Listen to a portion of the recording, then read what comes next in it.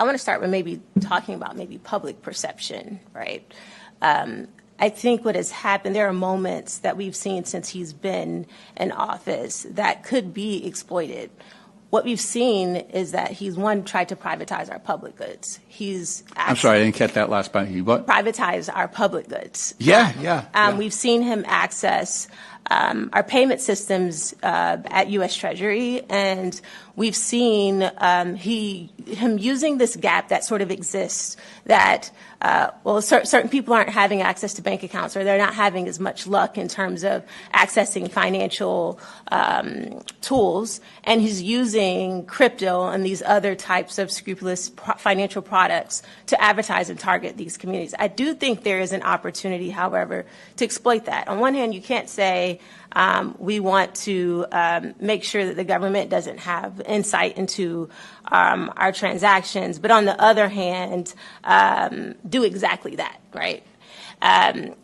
I do think that the solution outside of just bringing him to justice, and as I've said, is the perception. How do we think about mechanisms that we've had in place? You brought up CDBC. We also have your bill, which is the eCash Act, right?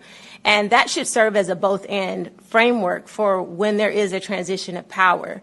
And it should be also an opportunity to offer an alternative solution to people who are excluded from everyday financial tools.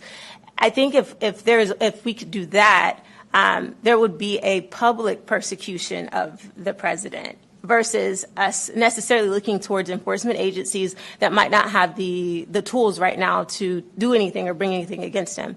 I'll also add, there was a point that you made in terms of the need for thinking about surveillance and cash. At the University of Manchester, we're seriously doing some research and some of what Marquez has already brought up, which is like, how do we utilize hardware devices for the purposes of people keeping their transactions anonymized in a way that doesn't necessarily counter illicit finance goals? And what that will allow essentially is for people who are immigrants, for people who are trying to get abortions, for people who want to protest in a George Floyd or any other type of protest, they don't necessarily have to worry about the government surveilling their transactions and making legal decisions that could hurt them in the long term.